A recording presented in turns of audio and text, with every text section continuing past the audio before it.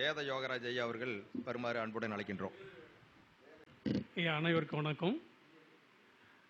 வெற்றிகரமாக 3வது கருத்தரங்க வந்து நடத்திட்டு இருக்கிற திருமதி கவிதா லட்சுமி அவர்களுக்கும் மற்றும் இங்கே உள்ள அனைத்து ஜோதிட ஆசான்களுக்கும் ஆசிரியர்களுக்கும் குருமார்களுக்கும் என்னுடைய வணக்கத்தை தெரிவித்துக் கொள்கிறேன். குறிப்பாக வந்து தவறாமல் வந்து ஒளிபரப்பை செஞ்சுக்கிட்டு இருக்கிற ஐயா ரவீஷ் ஜெயக்குமார் அவர்களுக்கும் எங்களை போன்ற அந்த ஜோதிடர்களை உலகறிய செய்கிற அந்த பணியை வந்து விடாமல் செஞ்சிட்ருக்காரு. மேன்மேலும் அவரும் இங்கே இருக்கிற ஜோதிடர்களும் திருமதி கவிதா லட்சுமி அவர்களும் எல்லா வளமும் நலமும் பெற்று நீண்ட நாள் இன்னும் சிறப்பான பணிகளை செய்யணும்னு சொல்லி நான் எல்லாம் வல்ல இறைவனை வேண்டிக்கிறேன். என்னுடைய பேர் வந்து வேத யோகராஜன். நான் திருப்பூர்லேருந்து வரேன். எனக்கு முன்னாடி இங்கே உரையாட்டினாங்க. வேத யோகராஜன், நான் திருப்பூர்லேருந்து வரேன். 8903427595 என்னுடைய வந்து மொபைல் எண். நான் வந்து கேபி கிருஷ்ணமூர்த்தி பദ്ധதி பிரசன்னாத பாரம்பரியம் ப்ளஸ் வந்து ஜாமுக்கலாருடம் இதெல்லாம் வந்துட்டு நான் வந்து மொத்தமாக எல்லா நூல்களையும் ஜெய்மினி உட்பட எல்லா ஒரு பத்ததி முறைகளையும் வந்து நான் வந்து ஆய்வு பண்ணிகிட்ருக்கேன். தொடர்ச்சியாக வந்து பார்த்துட்ருக்கேன். இதில் ஒரு சிறப்பான வந்து முறைகளெல்லாம் வந்து செலக்ட் பண்ணி வந்து வச்சிட்ருக்கேன். ஆங்கிலத்தில் நம்ம என்ன சொல்லலாம், ப்ரெடிக்ஷன் டூல்ஸ்னு கூட வச்சுக்கலாம். ப்ரெடிக்ஷன் டூல்ஸ் அப்படின்னு கூட வச்சுக்கலாம்னு வச்சுக்கோங்களேன். அதாவது ஒரு அறிவுங்கிறது அல்லது ஒரு விஷயம் அப்படிங்கிறது ஒரு நாலேஜ், அதாவது ஒரு டேட்டா அப்படிங்கிறது நம்மளுக்கு வந்து என்ன சொல்லுவாங்கன்னா யுக்தி ஸ்ருதி அனுபவம் அப்படின்னு சொல்லுவாங்க. ஒன்று மூல நூல்களிலிருந்து வரணும், அல்லது குருமுகமாக வரணும். ஒன்று மூல நூல்களிலிருந்து வரணும், அல்லது குருமுகமாக வரணும், அல்லது இந்த மாதிரி கருத்தரங்குகள்லேருந்து வரணும், அல்லது நாம் பார்க்கக்கூடிய அந்த ஜாதகத்திலேருந்து நமக்கு வரும். ஒருத்தர் நம்ம ஒரு சின்ன தப்பு பண்ணிட்டோம், ஒரு ஜாதகத்தில் நம்ம பார்க்கும்போது அவங்க போய் முடித்தவொடனே என்ன தப்பு நடந்திருக்கு, நம்ம எங்கே தப்பு பண்ணியிருக்கோம் அப்படின்னு நம்ம வந்து பார்க்கும்போது இந்த திசா புத்தியில் இது அவங்களுக்கு அந்த சம்பவம் நடந்திருக்கு, நாம் ஏன் இதை வந்து நம்ம வந்து அவங்களுக்கு வந்து குறிப்பிட்டு சொல்லலை அப்படிங்கும்போது இப்படி ஒரு அனுபவமாக வந்து சேரும். இதன் வழி அல்லாது ஒரு யோகிகள் மாதிரி மகான்கள் மாதிரி அந்த சூப்பர் நேச்சுரல் பவர் அப்படின்னு சொல்லக்கூடிய அந்த பவர்லேருந்து டைரெக்டாக வந்து இறங்குறது ரொம்ப சிரமம். அப்படி பண்ணணும் அப்படின்னம்னா அதுக்கு நிறையா வந்து நம்ம வந்து உபாசன முறைகளும் குரு பக்தியும் தெய்வ பக்தியும் இருந்தால் அது வந்து சில பேர்த்துக்கு கனவுலையும் சில பேர்த்துக்கு வந்து இன்ட்யூட் அப்படிங்கிற அந்த உள்ளுணர்வு மூலியமாகவும் உணர்த்தும். ஒரு சிலருக்கு அந்த வரம் இருக்கும். அப்படி இருக்கிறவங்க கொடுத்து வச்சவங்க தான். அப்படி இருக்கிறவங்க ஜோதிட துறையில் இருக்கிறவங்க வந்து உண்மையிலேயே கொடுத்து வச்சவங்க தான். அந்த மாதிரி மகான்கள் அந்த மாதிரி தன்னை அறியாமலே சில நேரத்தில் வெளிப்படும் போது அதை நம்ம அந்த மாதிரி குறிப்புகளை எடுத்துக்கிறோம். நம்ம அதனால தான் இந்த மாதிரி கருத்தரங்களுக்கு இதெல்லாம் வந்து நம்ம வந்து பேசுகிறோம். சரி, நம்ம சப்ஜெக்ட் வரேன். நான் வருமுன் உரைப்பவன் ஜோதிடன், விதியை வாசிப்பவன் ஜோதிடன். அப்போ ஜோதிடம் நம்ம வந்து கற்றிருக்கோம் அப்படின்னம்னா பின்னாடி இப்படி ஒரு பலன் நடக்க போகுது, நல்ல பலனாக இருந்தால் அதை தெளிவாக முன்மொழியலாம். இல்லை ஒரு அசுப பலன் வந்து நிகழப்போகுது அப்படின்னா அந்த மனோதிடம் நமக்கு ஏற்ற மாதிரி உட்கார்ந்துருக்கிற அந்த சாதகருடைய மனோதிடம் குறையாத வகையில் அந்த வார்த்தை பிரயோகங்களை பயன்படுத்தி இந்த மாதிரி இருக்குது, இந்த காலகட்டத்தை மட்டும் நீங்கள் தாண்டிட்டீங்கன்னா ரொம்ப நல்லது அப்படின்னு வந்து நேரடியாக சொல்லாமல் அதை சுற்றி வளைச்சு கடைசியில் மறைமுகமாக போகும்போது ஒரு எச்சரிக்கை பண்ணி வந்து அனுப்பணும். பயமுறுத்தி அனுப்பக்கூடாது. அது ஒரு எச்சரிக்கை பண்ணி அனுப்பிடணும். அந்த வார்த்தைகளை நம்ம வந்து சொல்லிடணும். நம்ம இப்படி வந்து ஒருத்தவங்களுடைய பிறந்ததுலேருந்து, அதாவது place of birth, time of birth, date of birth, பிறந்த நேரம், பிறந்த தேதி, பிறந்த இடம், பிறந்த ஊர், இந்த மாதிரி தகவல்கள் சரியாக இருக்கும் பட்சத்தில் ஒரு உண்மையான ஜோதிடனால் கணிக்க முடியும். திசா புத்திகளை வச்சு கணிக்க முடியும். அதாவது டோட்டலாக ஜாதகம் ஃபிக்ஸ் பண்ணிடுது. இவருக்கு இத்தனை தம்பி இருக்கும், இல்லை இவருக்கு இந்த மாதிரி இருப்பாங்க, இல்லை இவருக்கு குழந்தை இருக்கும், இவருக்கு திருமணம் நடக்கும், நடக்காது, எல்லாமே வந்து ஃபிக்ஸ் பண்ணிடும். ஜாதகம் ஃபிக்ஸ் பண்ணிடும், டெஸ்டினியை ஃபிக்ஸ் பண்ணிடும். அதை கண்டுபிடிக்கிறதுக்கு வந்து நம்ம வந்து கேபி அப்படிங்கிற மெத்தட்ஸ் அவங்க பயன்படுத்தலாம், பாரம்பரியத்தை பயன்படுத்தலாம், ஜெய்மினியை பயன்படுத்தலாம், இல்லை வந்து உடனே கேட்கக்கூடிய அந்த சாமுக்கல் ஆருடம் அல்லது ஹொராரை பிரசனம், கேரளா அஷ்டமங்கல பிரசனத்தை அவங்க பயன்படுத்தலாம். எல்லா முறைகளும் ஒரு விதத்தில் உண்மையை வெளிப்படுத்த தான் செய்யுது. அப்படி நாம் வந்து நாம் எந்த முறையை வேணாலும் பயன்படுத்திக்கலாம். அப்போ இப்படி இந்த டெஸ்டினி, இந்த எதிர்காலம் இவங்களுக்கு இப்படி இருக்கு அப்படின்னா, இதை சொல்லக்கூடியது அந்த டைமை கொண்டு வர்றது திசா புத்தி தான். அதனால இன்னைக்கு பெரும்பாலான ஜோதிடர்கள் வந்து நம்ம ஆன்லைனில் வந்துச்சுன்னா முன்னாடியே இப்போ எனக்கெல்லாம் 2 நாளைக்கு முன்னாடி அனுப்பிடுங்க அப்படின்றேன்.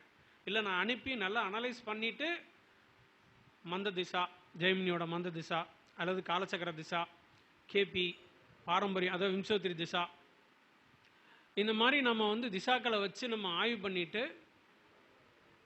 எந்த மாதிரியோட ஓட்டம், இவருடைய வாழ்க்கை ஓட்டம் எந்த மாதிரி போகுது, அடுத்து எப்படி போகும் அப்படிங்கிறத நம்ம உள் வாங்கிட்டு நாம் சொல்லலாம்.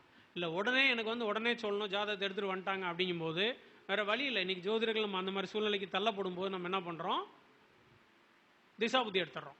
டக்குன்னு திசா புத்தி எடுக்கிறோம். என்ன கடந்த புத்தி என்ன போயிருக்கு, இப்போ என்ன திசை நடந்துகிட்டு இருக்கு, பிறந்த நேரம் சரியாக இருந்தால் அந்தரம் என்ன போயிட்டுருக்கு. சில சாஃப்ட்வேர்களில் வந்து 360 நாளை வச்சு கணக்கு போடுறாங்க. பட் ஆனால் 365 நாள், அதாவது ஒரு வருஷத்துக்கு திசா புத்தி இருப்பு எவ்வளோ இருக்கோ அதுலேருந்து நீங்கள் தேதியை கூட்டி போட்டு எத்தனை வருஷம் நீங்கள் இன்னைக்கு தேதியை போட்டு அந்த பிறந்த தேதியை கழிச்சிட்டோம் அப்படின்னம்னா ஒரு வருடத்துக்கு 5 நாள் 6 மணி நேரம் 10 நிமிஷம் 10.12 வினாடி நம்ம சேர்க்கணும். 10.12 வினாடியை கூட ஒதுக்கிட்டோம்னாலும் கூட 5 நாள் 6 மணி நேரத்தை நம்ம சேர்த்து போட்டால் தான் கரண்ட்டான புத்தி வரும் சாஃப்ட்வேரில். இல்லைன்னா நார்மலாக ஒரு ஆப்பில் காமிக்கும் போது அட்வான்ஸாக உங்களுக்கு புத்தி நடந்துகிட்ருக்கோம். நாம் என்ன பண்ணிகிட்டு இருப்போம், முன்னாடி புத்தியை வச்சு ப்ரெடிக்ஷன் பண்ணி சொல்லிகிட்டு இருப்போம். அதனால் நீங்கள் ஒரு 30 வருஷம் அவர் வந்து திசா இருப்புலேருந்து ஒரு 30 வருஷம் கூட்டி நீங்கள் போடுறீங்க அப்படின்னீங்கன்னா 3 5 5 மாதம் சேர்த்துக்கோங்க. 3 18 180 மணி நேரம். அந்த 180 மணி நேரத்தை வந்து நீங்கள் 24 வகுத்தீங்கன்னா நாள் கிடச்சிரும். அந்த நாளைக்கு கூட்டிக்கோங்க. அந்த 10.12 வினாடியை கூட ஒதுக்கிடுங்க. ஒதுக்கிட்டு போட்டு திசா புத்தி அந்தரம் அப்படி நம்ம எடுத்து நம்ம பலனை சொல்லிடலாம். நம்ம சரி, நான் விஷயத்துக்கு வரேன். நான் இங்கே சொல்ல வந்தது வந்து என்ன அப்படின்னு கேட்டிங்கன்னா, ப்ரெடிக்ஷன் டூல்ஸ். போன டைம் நான் இங்கே வந்து பேசும்போது தரிக்கால்கள் அப்படிங்கிற தலைப்பில் பேசியிருந்தேன். அந்த தரிக்கால்கள் வந்து தலைப்பில் பேசியிருந்தால எனக்கு நிறைய கால் வந்திருந்தது. கஸ்டமர்கிட்ட இருந்தில்ல, ஜோதிட்ட இருந்து வந்தது. அவங்க வந்து இந்த பிடிஎஃப் நீங்கள் வந்து தரேன்னு சொன்னீங்களே கொடுங்க அப்படின்னு சொல்லி நிறைய கேட்டிருந்தாங்க. ஆனால் நான் என்ன, அது கொடுத்துட்டாலும் வந்து முழுமையாக அந்த கண்டென்ட்டை போய் சேராது. அதனால் என்ன பண்ணால் வகுப்பாக போட்டுடலாம் அப்படின்ட்டு வந்து சரி வாய்ப்பு கிடைக்கும்போது ரவி ஜெயக்குமார் அவர் ஐயா ஒத்துழைச்சாங்க அப்படின்னா ஒரு வகுப்பாக போட்டு விட்டுடலாம், அல்லது ப்ரெடிக்ஷன் டூல்ஸ் அப்படிங்கிற தலைப்பில் கூட ஒரு வகுப்பாக போட்டு விட்டுடலாம் அப்படின்னு. உண்மையிலே நான் இங்கே ஜோதிட்ட ஒன்று கேட்டுக்கிறேன். இந்த இதை பேசுகிறதுக்கு முன்னாடி ஆய்வு பண்ணுறேன்னு சொல்கிறீங்க. ஆனால் யாரும் சரியாக ஆய்வு பண்ணுறதில்ல. உண்மையிலே ஒரு ஜோதிடர் வந்து ஒரு குழந்தை பிறப்புக்கு ஒரு 100 ஜாதகத்தை எடுத்து ஆய்வு பண்ணான்னா அதில் அவன் பெஸ்ட்டாக இருப்பான்.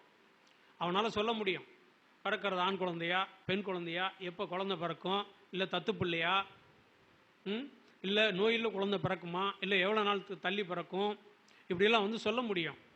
ஆனால் நம்ம பேர் மட்டும் பொதுவாக இங்கே நான் வந்து இங்கே கிரிட்டிசைஸும் பண்ணல.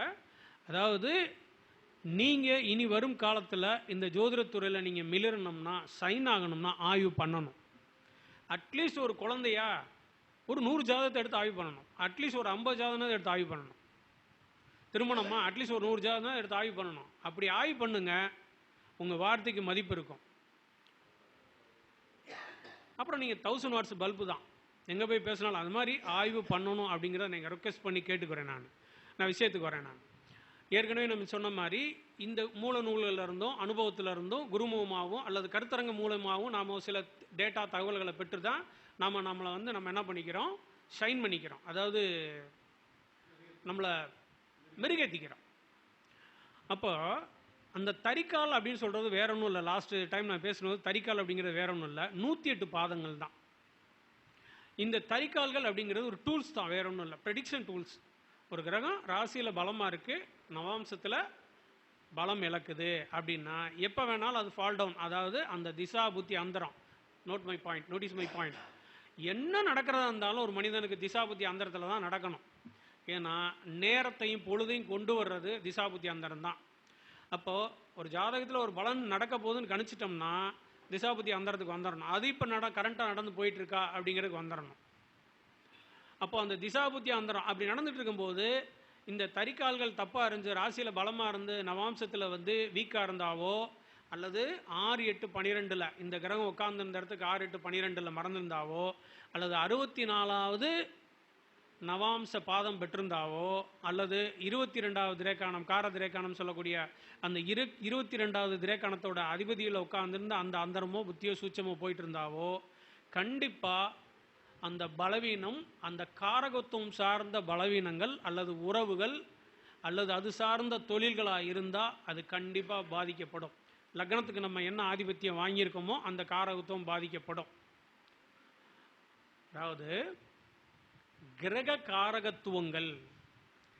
காரகத்துவங்கள் தான் அமர்ந்த நட்சத்திர அதிபதியின் மூலியமாக, அது அமர்ந்த நட்சத்திர அந்த ஆதிபத்திய பாவங்களின் மூலியமாக பாவகாரகத்துவங்களாக வெளிப்படுகிறது.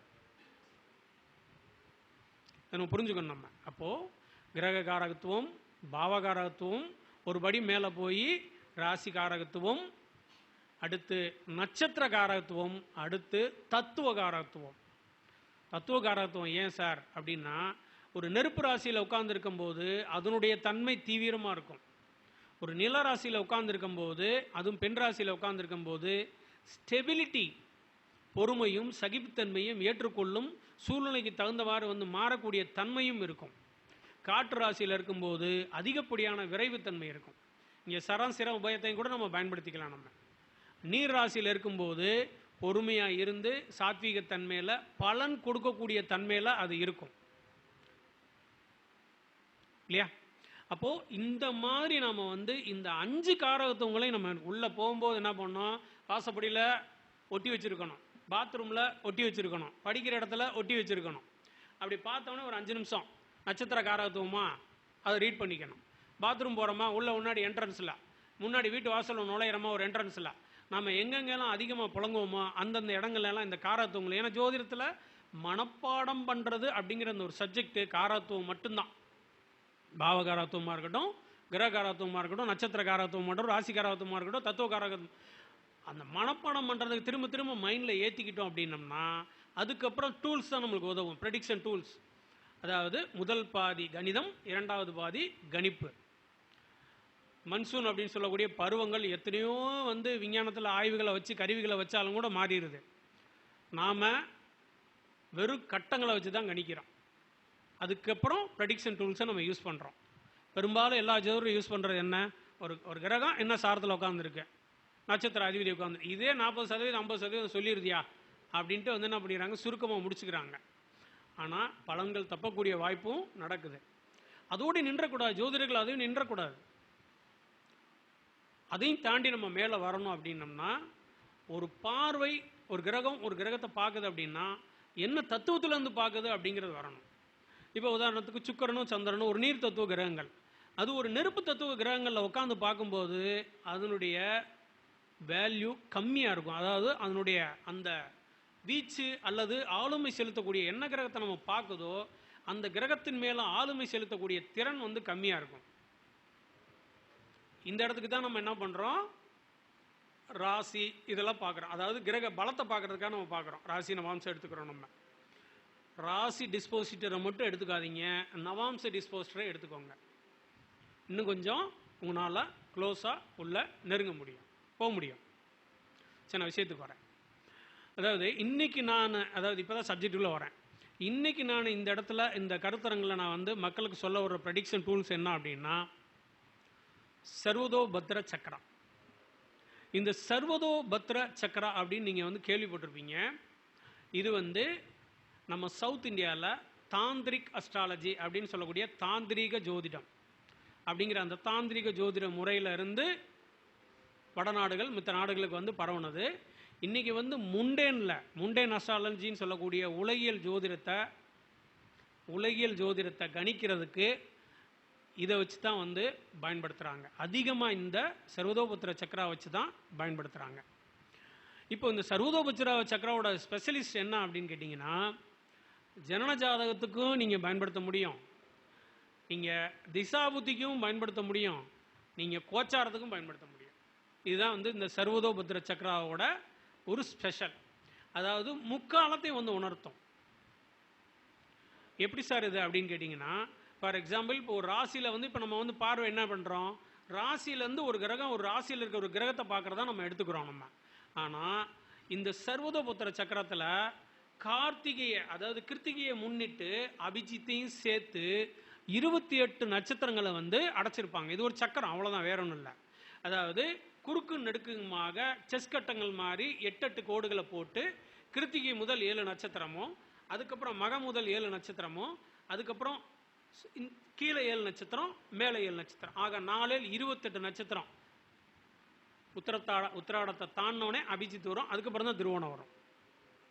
ஆக இதை எதுக்காக நம்ம பயன்படுத்துகிறோம் அப்படின்னம்னா, ஃபார் எக்ஸாம்பிள் இப்போ பிறந்த ஜாதகத்தில் இந்த ஒரு சர்வதோபுத்திர சக்கரத்தில் சனியோ ராகுவோ அல்லது இயற்கை அசுபர்கள்னு சொல்லக்கூடிய அல்லது லக்ன அசுபர்கள்னு சொல்லக்கூடிய இயற்கை அசுபர்கள் ஒரு நட்சத்திரத்தில் உட்காந்து இந்த சர்வதோபுத்திர சக்கராவோட ஸ்பெஷல் என்ன அப்படின்னு கேட்டிங்கன்னா, நட்சத்திர ஆஸ்பெக்ட், அதாவது நட்சத்திர பார்வை. ராசி வந்து ராசி பார்வை. இந்த சர்வதோபுத்திர சக்கரா வந்து என்ன அப்படின்னு கேட்டிங்கன்னா நட்சத்திர பார்வை. அப்போ ஒரு ராசியில் உட்கார்ந்துருக்கிற கிரகம் இன்னொரு ராசியில் இருக்கிற கிரகத்தை மட்டும் பார்க்கறது மட்டும் இல்லாமல் அந்த நட்சத்திரத்துல இருந்து இந்த நட்சத்திரத்தில் பார்வை விழுகுதா, ராசியும் நட்சத்திரமும் சேர்ந்து வந்து அந்த கிரகத்தினால பாதிக்கப்பட்டிருக்கா அப்படின்னு தெரிஞ்சுக்கிறது தான் இந்த சர்வதோபுத்திர சக்கரம். இதை பயன்படுத்தும் போது அதனுடைய திசா புத்தியில் லக்ன அசுபர்களாக இருந்தா, அதுவும் குறிப்பாக லக்ன அசுபர்களான இயற்கை அசுபர்களாக இருந்தால் அந்த திசா புத்தி அந்தரம் வரும்போது இந்த லக்னத்துக்கு என்ன ஆதிபத்தியம் வாங்கியிருக்கோ அந்த கிரகம் திசா புத்தி அந்தரத்தில் கண்டிப்பாக பாதிக்கப்படும். கோச்சாரமும் அதுக்கு ஒத்துழைக்கணும். இங்கே பாருங்க, அதாவது ஜனன ஜாதகம், திசாபுத்தி அந்தரம், கோச்சாரம், இந்த 3 முக்கோணமும் சரியாக சேரணும். அப்படின்னா தான் ஒரு பலனை நம்ம அறுதிட்டு போக முடியும், நெருங்க முடியும். இப்போ உதாரணத்துக்கு நான் சொல்கிறேன் பாருங்க, ஒரு நட்சத்திரத்தில் இருந்து இந்த சர்வதோபுத்திர சக்கராவை யூஸ் பண்ணிட்டு திசா புத்தி நாதர்கள் ஒரு நட்சத்திரத்தில் இருக்காங்க. அவங்க ஒரு நட்சத்திரத்தில் இருந்து ஒரு 1ஆம் பாதத்தில் இருக்காங்க அப்படின்னா ஆப்போசிட்டாக இந்த எந்த நட்சத்திரத்தில் பார்க்குறாங்களோ அந்த நட்சத்திரத்தோட 4ஆம் பாதத்தை பார்ப்பாங்க. அங்கே 2ஆம் பாதம்னா இங்கே 3ஆம் பாதம், அங்கே 3ஆம் பாதம்னா இங்கே 2ஆம் பாதம், அங்கே 4ஆம் பாதம்னா இங்கே 1ஆம் பாதம். இப்படி எதிர்மறையாக 180 ஆப்போசிட்டாக பார்ப்பாங்க.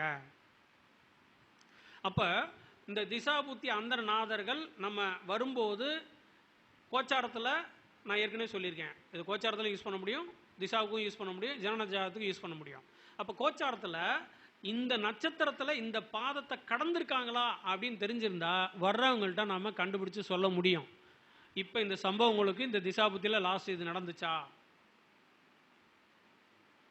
அப்படின்னு சொல்ல முடியும், உறுதியாக சொல்ல முடியும். ஆமாம் அப்படிம்பாங்க. ஏன்னா நான் நிரூபிச்சிருக்கேன், நிறைய பேர்த்துக்கு நிரூபிச்சிருக்கேன். அந்த நட்சத்திர பாதத்தை கடந்த பின்னாடி அவங்க வந்த பின்னாடி அவங்களுடைய திசாபதி எடுத்து போட்டு இந்த சம்பவங்கள் உங்களுக்கு நடந்ததா நிறைய பேர்த்துட்டு நிரூபிச்சிருக்கேன். அதனால் இந்த டூலை ஆய்வு பண்ணிட்டு தான் நான் சொல்கிறேன். அதனால் ஜோதிடர்கள் இந்த சர்வதோபுத்திர சக்கராவை நாட் ஓன்லி இது வந்து இதுக்கு மட்டும் யூஸ் பண்ணல, இதில் வந்து என்ன அப்படின்னு கேட்டிங்கன்னா 12 ராசி கட்டத்தை உள்ள கொண்டு வருவாங்க. நம்மளுடைய பேர் உதாரணத்துக்கு என்னுடைய பேர் வேத யோகராஜன் இருக்குன்னா வே அப்படின்னா ஏ அப்படிங்கிற அந்த பேக்ரவுண்டில் இருக்கிற வவல்ஸு, அதுக்கப்புறம் நான் பிறந்த திதி, அதுக்கப்புறம் நான் பிறந்த நட்சத்திரம், இந்த 5 செக்டார், இந்த 5 வந்து பாதிக்கப்பட்டுச்சு அப்படின்னா ஒரு இயற்கை அசுபர்களால் 2, 3, 4, 5 இயற்கை அசுபர்களால் பாதிக்கப்பட்டால் கண்டிப்பாக மரணம் சம்பவிக்கும். அந்த தேதியில் ஒன்றுக்கும் மேற்பட்ட 2 அசுபர்கள்னா அதுக்கு தகுந்த மாதிரி ஒரு பெரிய பொருள் இழப்போ, உடல்நல குறைவோ, ஆப்ரேஷனோ, அந்த மாதிரி 3க்கும் மேற்பட்ட கடுமையான விபத்து, 6 மாதம் 1 வருஷம் ஹாஸ்பிட்டலில் கட்டு, 4க்கும் மேற்பட்ட, ஆனால் ஆயில் நல்லா இருக்குது ஜனன ஜாதகத்தில். அப்போ என்ன அப்படின்னு கேட்டிங்கன்னா ஏதாவது ஒரு பகுதி திடீர்னு விபத்தில் அடிபட்டு முற்றிலுமாக உடல் செயலிழந்து போகிற மாதிரி சூழ்நிலைக்கு, அதாவது படுத்த படுக்கை ஆயிடுவாங்க அல்லது பாரலைஸ் அட்டாக் ஆயிடும். இந்த மாதிரி இந்த சர்வதோபுத்திர சக்கரத்தை திரிகாலத்தையும் உணர்த்தக்கூடிய, முக்காலத்தையும் உணர்த்தக்கூடிய தன்மைகளை இந்த சர்வதோபுத்திர சக்கரா டூல்லேருந்து நாம் தெரிஞ்சிக்க முடியும். இந்த டூலை நான் பயன்படுத்தியிருக்கேன். இந்த டூலை நான் கரண்ட்டாக அதாவது இப்போ நவடேஸ் நான் வந்து பயன்படுத்திகிட்டு இருக்கேன். இதை ஜோதிடர்கள் நீங்களும் வந்து பயன்படுத்தி இந்த உண்மைத்தன்மையை அடுத்தடுத்து வருங்காலங்களில் நீங்கள் வந்து நம்மளை மாதிரி இந்த ஜோதிட சொந்தங்களுக்கு தெரியப்படுத்தணும் அப்படின்ட்டு நான் சொல்ல விருப்பப்பட்ட விஷயத்த ஒரு எடுத்துக்காட்டு இல்லாமல், ஏன்னா இங்கே போர்டு வசதியில் சின்னதாக இருக்குது, அந்த சக்கரம் கொஞ்சம் பெருசாக இருக்கும், ஒரு உதாரண ஜாதகத்தோடு விளக்கியிருந்தால் இன்னும் நல்லா இருந்திருக்கும். இனி வருங்காலத்தில் எப்படி போகும் அப்படின்னு கேட்டிங்கன்னா, நம்மளுடைய கருத்தரங்கு எல்இடி பெரிய டிஸ்பிளே வந்துடும். எல்இடி டிஸ்பிளேவில் இங்கே இருந்துக்கிட்டே நம்ம டக்கு டக்குன்னு நம்ம வந்து போர்டிலலாம் எழுத வேண்டியது வராது. பட் அது ஒரு 35 ரூபா 40 ரூபா இன்னும் வருங்காலத்தில் அதை நம்ம ஜோதிட சொந்தங்கள் எல்லாமே கருத்தரங்களை பயன்படுத்த ஆரம்பிச்சிருவாங்கன்னு நினைக்கிறேன். ஏன்னா அது இன்டர்நேஷனல் கான்ஃபரன்ஸ்லாம், அஸ்ட்ராலஜி கான்ஃபரன்ஸில், நேஷனல் அஸ்ட்ராலஜி கான்ஃபரன்ஸில் அந்த மாதிரி பயன்படுத்துகிறாங்க. ஒரு எல்இடி போர்டு ஸ்கொயர் ஃபீட் 80 ரூபா 90 ரூபா வருது. ஒரு 10 கேட்டு ஒரு ஸ்கொயர் ஃபீட்டு 80 ஸ்கொயர் ஃபீட்டு தான். தாராளமாக போட்டோம்னா அவ்வளோதான். ஒரு பென்ட்ரைவில் வந்து சிஸ்டத்தில் சொருகுனா போதும், ஆட்டோமேட்டிக்காக நம்ம இங்கே நகர்த்தி நகர்த்தி நகர்த்தி அப்படி பட்டனை மட்டும் நெக்ஸ்ட்னு கொடுத்துட்டே போனால் போதும். இப்போ நான் சொல்கிற கருத்து உங்களுக்கு வந்து தெளிவாக புரிய வரும். ஏன்னா சின்ன போர்டாக இருக்கனால அதை எக்ஸ்பிளைன் பண்ண முடியாதனால என்னால் முடிஞ்ச அளவுக்கு நான் அதை வந்து உங்களுக்கு வந்து புரிய வைக்கிறதுக்கு அல்லது அந்த சப்ஜெக்டை இங்கே கொண்டு வர்றதுக்கு முன் வச்சுருக்கேன். நீங்கள் போய் தேடி பாருங்கள், கூகுளில் தேடி பாருங்கள், யூடியூப்பில் போட்டு பாருங்கள், சர்வதோபத்திர சக்கரான்னு போட்டு பாருங்கள். இதை உங்கள் ஜாதகத்திலேயோ இல்லை நீங்கள் பார்க்குற ஜாதகத்தில் எப்படி இணைக்கிறது, எப்படி இதை வந்து பண்ணுறது, பலன் எடுக்கிறது அப்படிங்கிற ஏதாவது டவுட் உங்கள்ட்ட வந்துச்சுன்னா ஜஸ்ட்டு ஒரு ஃப்ரெண்ட்லியாக நீங்கள் கூப்பிடுங்க. வயசு ஒத்தா இருந்தால் ஃப்ரெண்ட்லியாக கூப்பிடுங்க. இல்லை கீழே இருக்கிறவங்களாம் இருந்தால் ஒரு அண்ணான்னு கூப்பிட்டு ஒரு டயத்தை கேட்டுக்கோங்க. நான் உங்களுக்கு உங்களுக்காக ஒரு மணி நேரம் ஒதுக்கி அதை நம்ம வந்து டிஸ்கஸ் பண்ணுவோம். நல்ல பலன் தருது. திரும்ப சொல்கிறேன், என்னுடைய பேர் வேதயோகராஜன். நான் திருப்பூர்லேருந்து வந்திருக்கேன். என்னுடைய மொபைல் எண் வந்து 8903427595. இதை நீங்கள் பயன்படுத்துங்க. ஏதாவது சந்தேகம்னா நீங்கள் கண்டிப்பாக என்னை கூப்பிடுங்க. உங்களுடைய இந்த கலந்துரையாடல் பண்ணி மேலும் இதிலிருந்து நீங்கள் பலனை வந்து பெறுறதுக்கு என்னால் முடிஞ்ச உதவிகளை நான் செய்வேன். நானும் என்னை வளர்த்துக்குவேன். நன்றி. எனக்கு பேச வாய்ப்பளித்த லட்சுமி பிரசன்ன ஜோதிடர் கருத்தரங்க நடத்தி வரும் திருமதி கவிதாலட்சுமி அவர்களுக்கும், உறுதுணையாக இருக்கும் நம்ம ஐயா கன்னியப்பன் சார் அவர்களுக்கும் மற்றும் சாரதி சார் அவர்களுக்கும், இங்கு வந்திருக்கின்ற அனைத்து ஜோதிட சொந்தங்களுக்கும் மறுமுறை ஒரு நன்றி கூறி என்னுடைய உரையை முடித்துக் கொள்கிறேன். நன்றி, வணக்கம். ஐயா யோகராஜ் அவர்கள் வந்து ஒரு அருமையான கருத்து சொன்னார். அதாவது எல்லாரும் ஆய்வு பண்ணும் அப்படிங்கிறது வந்து இது மறுக்க முடியாத உண்மைதான். ஏன்னா பண்ணணும். நம்ம எல்லாத்துலேயும் வந்து மூல நூல்களில் இருக்கிறதையும் அதைவே வச்சுட்டு இன்னும் பாட்டு படிக்கிட்டுலாம் உட்காந்துட்டுலாம் இருக்க முடியாதுங்க. அந்த பாட்டெல்லாம் வந்து நிறைய இடத்துல வந்து பொருந்துறதில்ல. நம்ம நிறைய இடத்துல பார்க்குறோம். ஏன்னா நம்மளும் படிச்சுட்டு தான் வந்திருக்கோம், எல்லாரும் படிச்சுட்டு தான் வந்திருக்கோம். அப்போ மூலநூல் இருக்கிறதெல்லாம் எல்லா இடத்துலையும் இது பொருந்துது அப்படின்னா, அதாவது ஜோதிடத்தில் வந்து விதி அப்படிங்கிறது வந்து ஒன்று தான் இருக்குது. ஆனால் விதி விலக்கு அப்படிங்கிறது ஆயிரக்கணக்கில் இருக்குங்க. அப்போ என்னன்னா, ஏன் இந்த ஜாதகத்துக்கு இது பொருந்தலை அப்படின்னா, அப்போ லக்கணங்கள் அப்படிங்கிறதே வந்து 12 லக்கணங்கள் இருக்குது. ராசி எடுத்துட்டீங்கன்னா 12 ராசிகள் இருக்குது. அதுக்குள்ளே வந்து 9 பாதங்கள் இருக்குது. அதுக்குள்ளே 108 டிவிஷன்ஸ் போயிட்டு இருக்கு. அப்புறம் இன்னும் வர்க்கத்துக்குள்ளெல்லாம் போனேன்னு வச்சுங்களேன், அது போய்கிட்டே இருக்குது, ஏகப்பட்டது போயிட்டு இருக்கு. அப்போ என்னன்னா, நம்ம ஆய்வு பண்ண வேண்டியது அப்படிங்கிறது கண்டிப்பாக பண்ணணும். இப்போ இன்னைக்கு காலையில் கூட நான் பேசும்போதும் கூட வந்து நீச்சத்தை பற்றி பேசுவேன். அப்போ எல்லாருமே நம்ம வந்து ஒரு புரிதல் வந்தால் மட்டும்தான் அதை வந்து நம்ம சரியான ப்ரெடிக்ஷன் எடுக்க முடியும். ரெண்டாவது ஜாதகங்களை வந்து ஐயா சொன்ன மாதிரி வந்து வாங்கினோன்னா ஜாதகத்தை வாங்கிட்டு முன்னாடி டேபிள் மேலே வச்சுட்டு ஒரு 3 நிமிஷத்துக்குள்ள ஜாதகம் சொல்கிறேன் பாருங்க, இதெல்லாம் நல்லா வேலைக்கு ஆகாதுங்க. இதெல்லாம் சொல்லிட்டு இருந்தான்னு வச்சுங்க, நீ எல்லாம் வந்து பருப்பு வேகாது, இதுக்கெல்லாம் நீ பொழப்பு நடக்காதுங்க. குறைஞ்சபட்சம் இன்றைக்கெல்லாம் ஜாதகத்துக்கு குறைஞ்சபட்சம் 1 மணி நேரம் 1.5 மணி நேரம் டைம் எடுக்க வேண்டியதாக இருக்குது. எடுத்து நம்ம எல்லாம் வந்து ப்ரெடிக்ஷன் வந்து அனலைஸ் பண்ணி நம்ம சொன்னோன்னா தான் சரியாக இருக்கும். அந்த மாதிரி சூழ்நிலை தான் இருக்குது. அதனால் வந்து நம்ம எல்லாமே ஃபாலோ பண்ணோம். ஐயா வந்து ஏதோ வகுப்பு போடுறான்னு சொல்லியிருக்காரு, பார்க்கலாம் ஐயா என்ன சொல்கிறான்னு பார்ப்போம், நம்மளும் தெரிஞ்சுக்கலாம். நல்ல ஒரு ஸ்பீச்சை கொடுத்த ஐயாவுக்கு நன்றியை கூறி ஐயாவுக்கு சாரதி அவர்கள் பொன்னாடி பற்றி கௌரவிப்பார்.